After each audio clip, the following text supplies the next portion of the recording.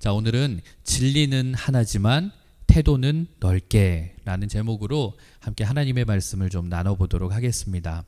우리 지난주 말씀 기억나나요?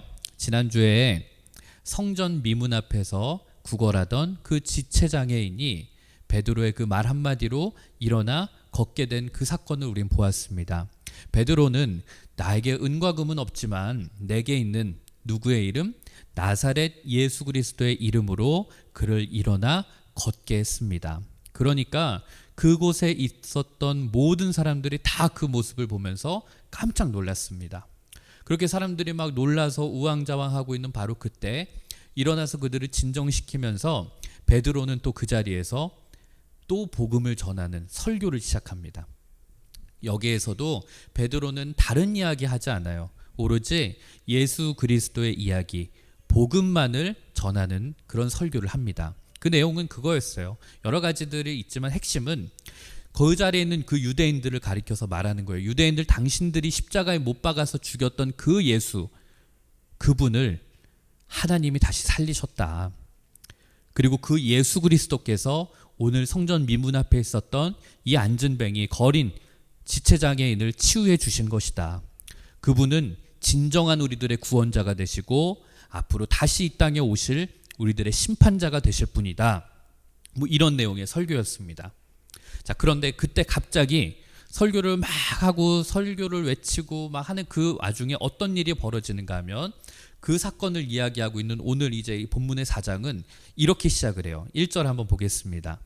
사도들이 백성에게 말할 때 제사장들과 성전 맡은 자와 사두개인들이 이르러. 여러분 잘 보면 베드로의 이 설교가 끝난 게 아니었습니다. 베드로가 설교를 계속 하고 있는 그 와중에 갑자기 끼어든 사람들이 있었어요. 누구였냐면 성경은 이렇게 말하죠. 제사장들과 성전 맡은 자 그리고 사두개인들이었다. 설교 이제 본문은 그렇게 얘기를 해요. 그런데 신기하죠. 이 사람들이 도대체 왜 갑자기 뭐 설교 다 듣고 얘기해도 되잖아요. 근데 설교 도중에 그렇게 긴박하게 끼어들어서 얘기를 한 거예요. 왜 그랬을까 하면 자, 2절을 한번 보겠습니다. 예수 안에 죽은 자의 부활이 있다고 백성을 가르치고 전함을 싫어했다. 자, 그들이 베드로가 한참 설교를 하고 있는데 와중에 끼어들어서 그걸 막았던 이유는 뭔가 하면 베드로와 요한 이 사도들이 예수 그리스도의 부활을 가르치고 선포하는 게 너무나도 이들은 싫었기 때문에 그랬습니다. 자, 제사장 그리고 성전 맡은 자, 사두개인 이 사람들은 도대체 누구이기에 이 사람들이 도대체 뭐 하는 사람들이기에 예수 그리스도의 부활에 대해서 얘기한 걸 이토록 싫어했을까? 하나하나 한번 볼게요. 자, 먼저 제사장들이 나오죠.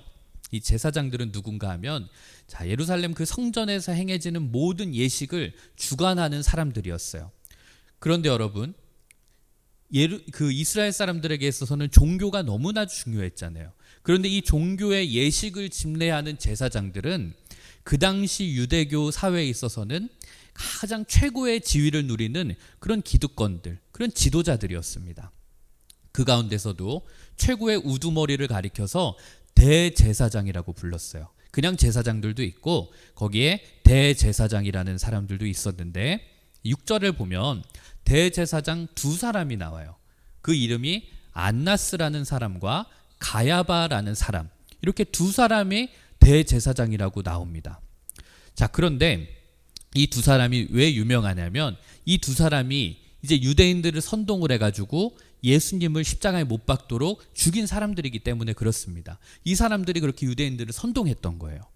자, 그런데 여기서 하나 우리가 짚고 넘어가야 될 건 원래 대제사장은 한 명밖에 없습니다. 한 명밖에 없는데 여기 보면 대제사장이 안나스와 가야바라고 돼 있잖아요. 이게 왜 그랬냐면은 로마 제국이 이 안나스한테 퇴진 압력을 가합니다. 야, 안나스 너 이제 그만해.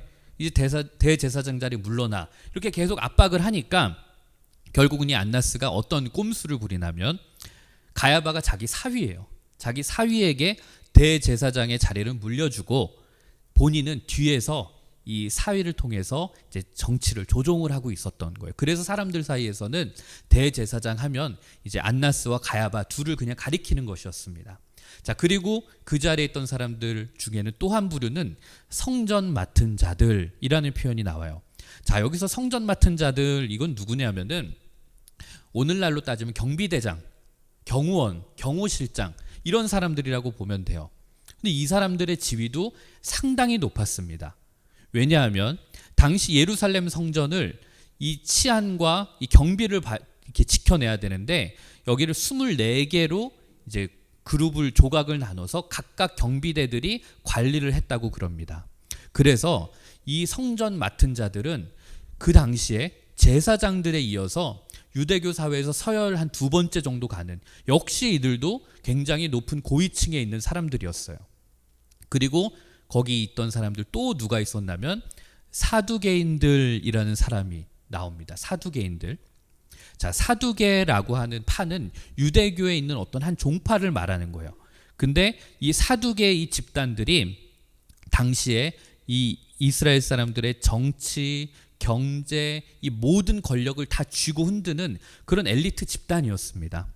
그러면서도 이제 자기네들은 로마 제국의 식민지였잖아요. 근데 자기들의 그 기득권과 이걸 지켜내야 되니까 로마 제국에는 잘 긴밀하게 아부하면서 그 관계를 유지하면서 자신들의 그 기득권을 유지했던 그런 사람들이었어요.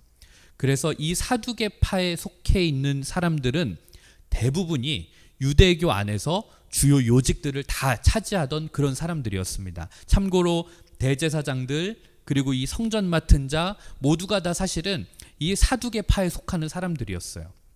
그러니까 결론은 여기서 말하는 제사장들, 성전 맡은 자들, 사두개인들 모두가 다 이스라엘 그 사람들 사회 속에서는 최상류층에 속하는 그런 실세 그룹들이었습니다. 그런 사람들에게 나사렛이라고 하는 그 빈민가의 출신의 예수라는 어떤 한 인물은 너무나도 눈에 걸리적거리는, 눈에 가시거리 같은 그런 존재였습니다. 왜냐하면 예수는 나와서 나중된 자가 먼저 되고 그 어떤 사회의 어떤 변화와 그 기존 그들이 갖고 있었던 질서를 뒤흔드는 그런 마치 혁명가 이런 사람처럼 보였기 때문에 그래요. 그런데 그 예수를 어떻게 이렇게 저렇게 해가지고 이제 처리를 했어요. 그런데 지금 또 그 예수의 제자들이라고 하는 사람들이 자기들의 허락도 없이 성전 안에서 그 예수가 부활했다고 설교를 하고 있는 거예요. 그러니까 당연히 이 사람들이 그걸 보고 참을 수가 있었겠어요. 그래서 이 베드로와 요한, 이 사도들이 설교를 하는 그 도중에 난입을 해서 그들을 붙잡아서 끌고 갔던 거예요. 3절을 보면 그들을 잡음에 날이 이미 저물었으므로 이튿날까지 가두었다, 이렇게 표현합니다. 그 사람들 성격에는 아마 당장 붙잡아가지고 고문을 하고 신문을 하고 주리를 틀고 싶었을 거예요.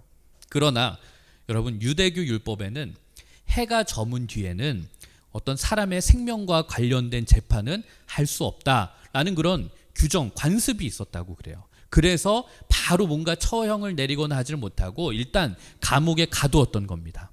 자, 그런데 감옥에 가두은 한편 그 성전에서는 이제 어떤 일이 벌어졌는가 하면 4절입니다. 말씀을 들은 사람 중에 믿는 자가 많으니 남자의 수가 약 5천이나 되었더라. 자, 여러분, 이 당시만 해도 굉장히 남성 우월주의적인 사회였기 때문에 여기에 지금 숫자를 남자만 센 거예요. 그리고 여자도 있고 애들도 있었다 그러면 훨씬 더 많은 숫자들이었겠죠. 자, 한번 저는 이걸 보면서 그런 상상을 했어요. 여러분, 베드로와 요한이 열심히 그 위협을 무릅쓰고 막 설교를 했어요. 그 설교를 하다가 붙잡혔어요. 그리고 끌려갔어요.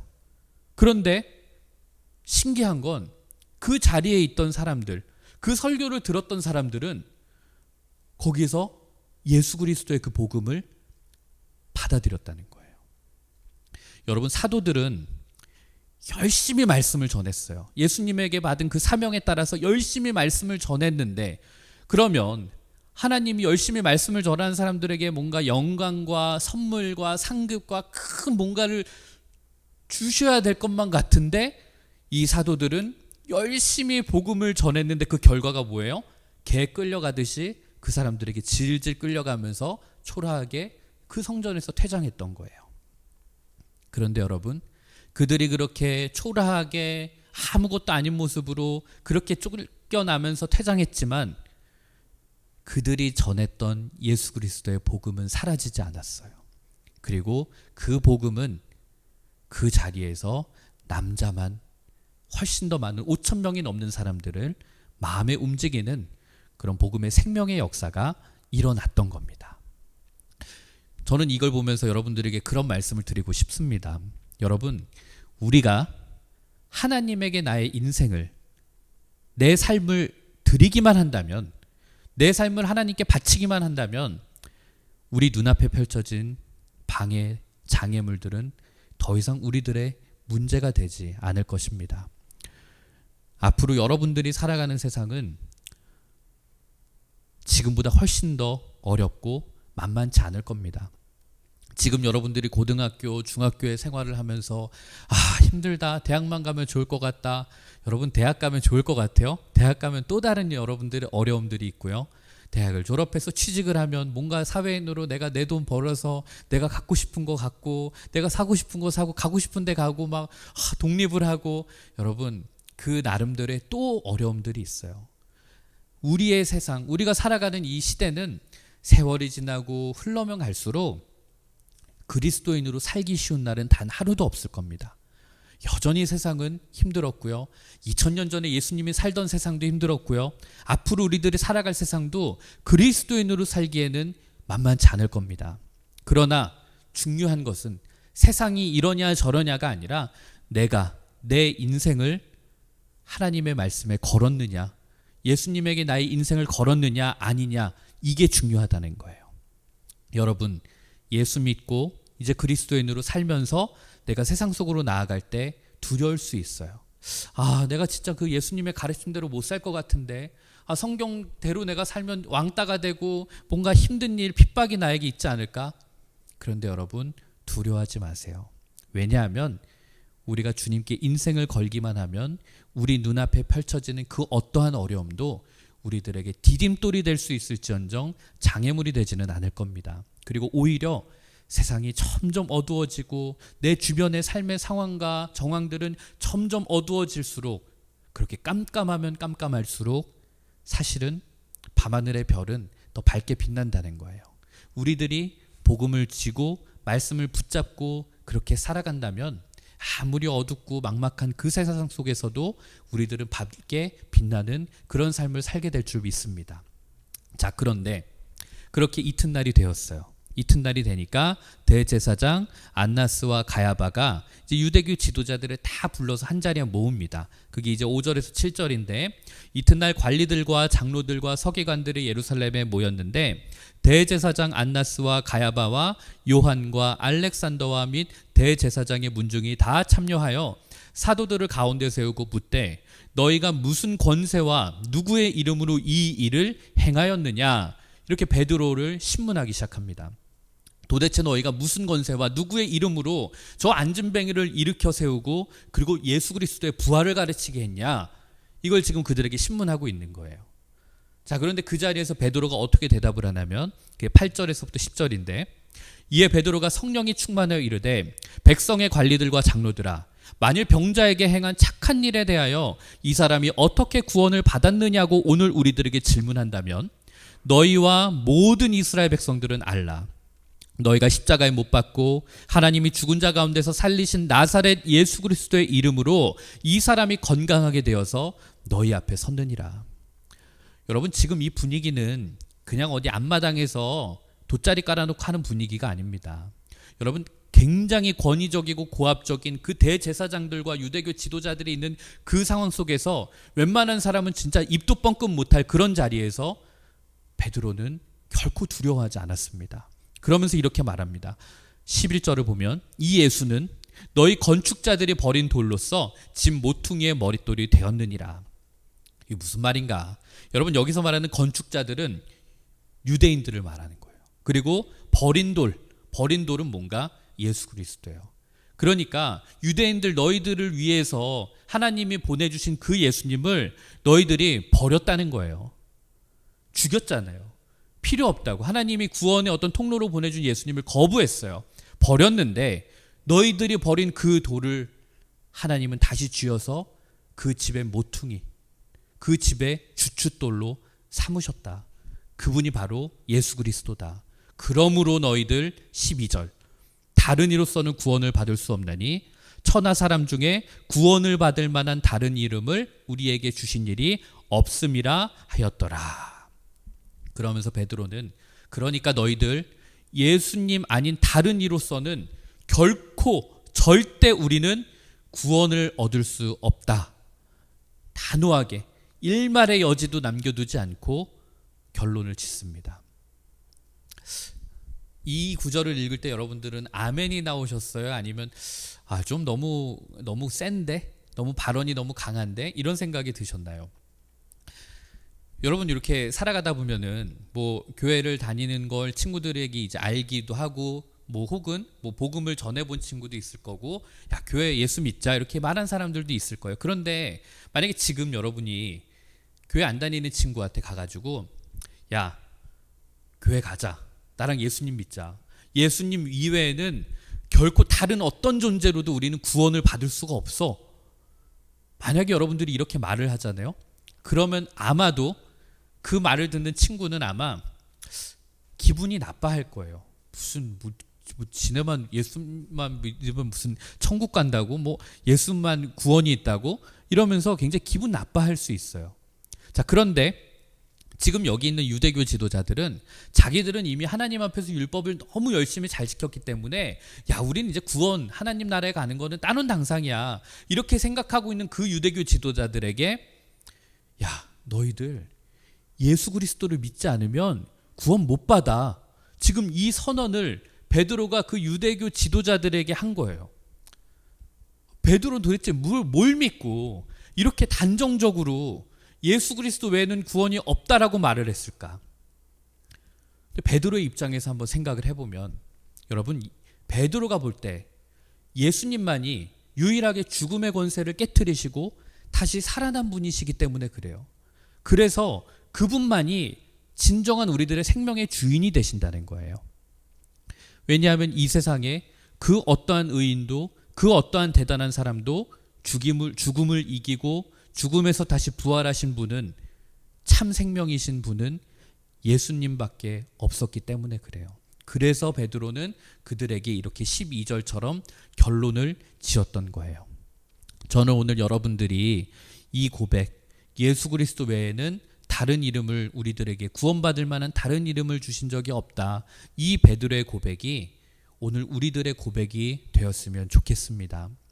여러분 우리가 교회 다닌다 그러면 보통 이렇게 다른 종교에 있는 사람들 혹은 종교를 갖지 않는 사람들로부터 받는 이런 비난이 있어요. 여러분들도 한번 들어보지 않았어요? 저는 좀 들어본 것 같아요. 야 기독교? 예수 뭐 좋아. 그런데 왜 그렇게 교회 다니는 사람들은 배타적이니? 왜 이렇게 교회 다니는 사람들 특히 개신교인들은 왜 이렇게 배타적이야? 왜 이렇게 다른 종교를 포용을 못해?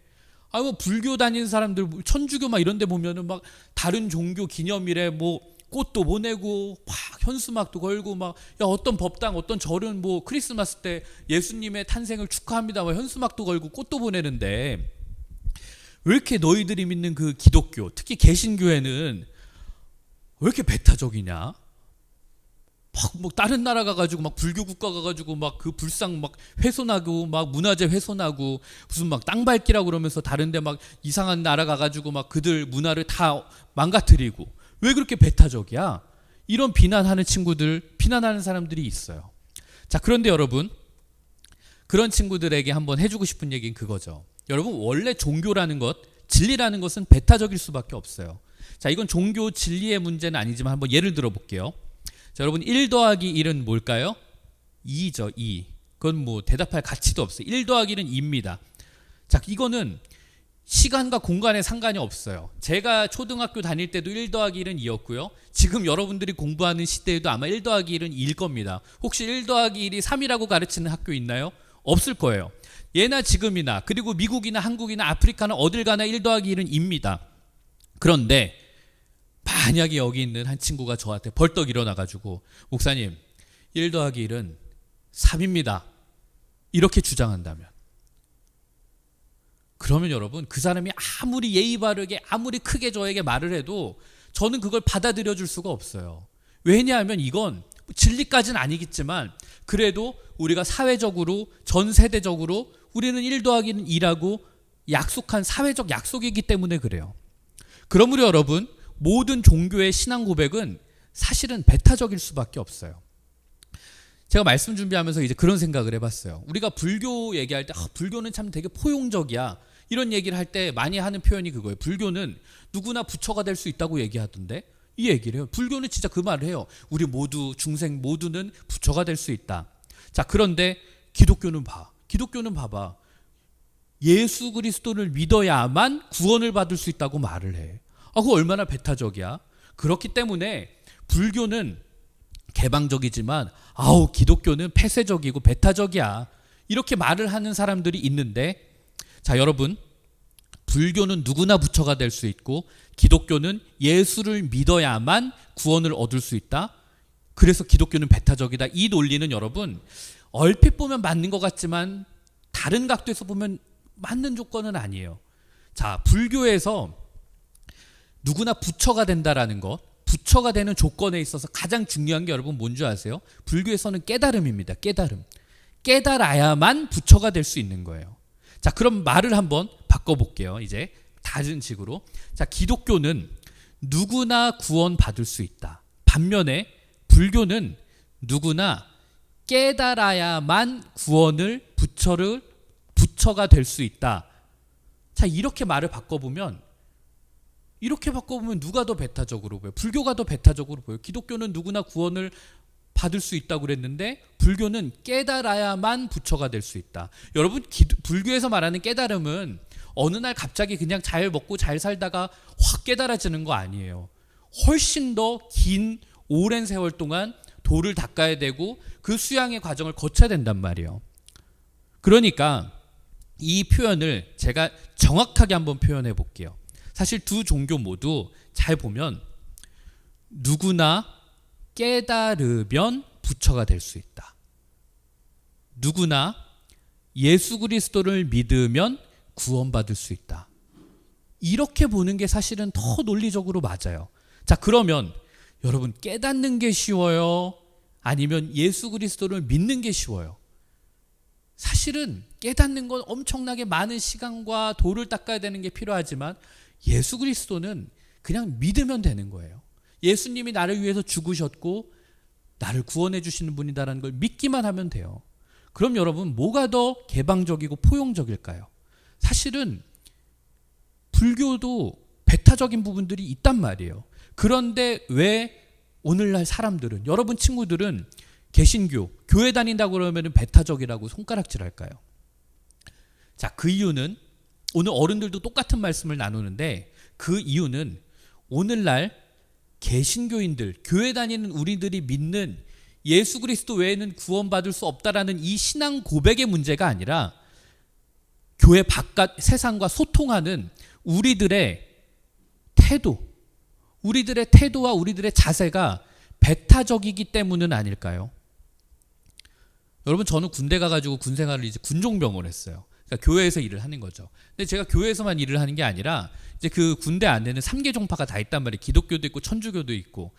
저 나중에 막 나올 땐 다른 종교도 막 하나 들어오고 막 이랬는데, 근데 저 군 생활할 때 저 천주교 군종병 그리고 불교 군종병 잘 지냈어요. 친하게 지냈어요. 제가 그 사람들이랑 친하게 지내고 회식을 한다고 그래서 제가 그들의 진리, 불교의 어떤 종교적인 가르침을 받아들인 것은 아니었어요.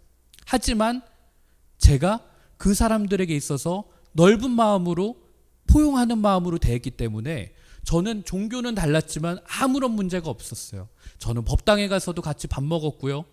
제가 법당에 가서 밥 먹는다고 그 불교를 받아들인 건 아니었거든요.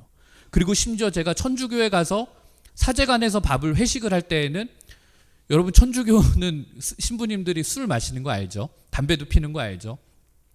그 천주교 군종병은 술을 갖고 오더라고요. 근데 제가 그걸 가지고 그걸 왜 갖고 와라고 할 수 없는 거죠. 단지 그렇다고 제가 그걸 마시지는 않았어요. 저희는 마시지 않으니까. 그런데 여러분, 종교가 다르다고 그래서, 그들이 갖고 있는 것들이, 그 신앙관이 다르다고 그래서 제가 그들을 대하는 태도마저도 배타적일 필요는 없다라는 거예요. 저는 여러분들에게 오늘 말씀을 통해서 드리고 싶은 거는 제발 여러분들 갖고 요즘같이 다원주의적인 사회 속에서 가끔 이렇게 말하는 사람들이 있어요. 기독교인인데도 불구하고 다른 종교에도 구원이 있다라는 거예요. 그래서 우리가 석가모니를 믿어도 구원받고 이슬람 힌두교를 믿어도 구원받고, 근데 이건 좀 아니거든요. 그래서 이 사람들이 어떤 표현을 많이 하냐면, 여러분들 이 말 듣고 진짜 그렇네 이렇게 생각할 수도 있는데, 이 사람들이 무슨 얘기를 하냐면 산에 있는 정상은 하나인데 그 정상으로 올라가는 길은 여러 가지다. 인간에 대한 어떤 구원이라는 하나의 큰 산, 정점은 있는데 그 구원으로 가는 과정은 불교의 길이 있고 기독교의 길이 있고 이슬람의 길이 있고 힌두교의 길이 있고 여러 가지 길이 있다라는 거예요. 여러분 이 말에 동의하세요? 좀 맞는 것 같은데? 막 이런 생각 들어요. 그런데 여러분 이렇게 생각하면 안 된다는 거예요. 왜냐하면 맞아요. 정상이 있어요. 그리고 길이 여러 개가 있어요. 근데 만약 그 길이 간 곳에 정상이 다 다르다면요. 그리고 정상인 줄 알았는데 그곳이 정상이 아니라면, 그런 문제가 우리들에게 있을 수 있다는 거예요. 그렇기 때문에 여러분 오늘 말씀 속에서 분명히 베드로는 얘기했어요. 다른 이로서는 우리가 구원을 받을 수 없다. 이거는 성경이 오늘 우리들에게 가르쳐주고 있는 명백한 진리입니다. 그리고 우리는 진짜로 예수님을 믿어야만 우리가 진정한 구원을 얻을 수 있다라고 믿는 사람들이에요. 그러나 그렇다고 해서 우리가 믿는 진리마저 배타적이고 하나라고 해서 우리가 다른 사람들을 향해서 독선적이고 다른 사람들, 다른 종교인들을 향해서 배타적인 신앙인이 되어서도 안 됩니다. 다른 종교에 대해서 무례하게 굴거나 그들에게 함부로 말하거나 그들의 그 종교를 폄하하거나 그들에게 폭력을 가하는 것은 결코 있어서는 안 되는 일인 거예요. 저는 오늘 여러분들이 오늘 말씀을 통해서 다른 이로서는, 다른 이름으로는 구원받을 수 없구나. 예수 그리스도만이 내 이 죄악을 씻겨주시고 나를 정말 하나님의 나라로 구원해 줄 수 있는 유일한 분이시구나. 이 믿음 변치 않았으면 좋겠어요. 그러나 그것과 동시에 그 진리를 가지되 우리가 세상에 나아가서 불교를 믿는 법당 다니는 친구, 이슬람 다니는 친구 있어요? 이슬람 다니는 친구도 만났을 때, 그리고 무슨 힌두교를 믿는 사람을 만났을 때 그 사람들을 가리켜서도 우리가 예의 있게 넓은 마음으로 소통할 수 있는 그런 그리스도인이 되었으면 좋겠어요. 자, 우리 교회는 그런 다음 세대들이 이루어지길 원해요. 우리 교회 여러분 매주 주일마다 이주민 근로자들, 이주민 노동자들이 와서 바리스타 교육하는 거 알죠? 몇 달 전이었어요. 그 사람들이 갑자기 이제 교육 중에 우리 교회 로비로 나오는 거예요. 그래서 저는 저 사람들 뭐지? 그냥 쉬려고 나왔나? 근데 나와서 그 사람들이 갑자기 우리 교회 로비에서 자신들의 어떤 그 메카를 향해서 기도하는 거였어요. 참 아이러니하죠. 이슬람 그 사람들이, 무슬림들이 교회 로비에서 그 메카를 향해서 기도하는 그 모습 저도 봤고 우리 담임 목사님도 봤어요.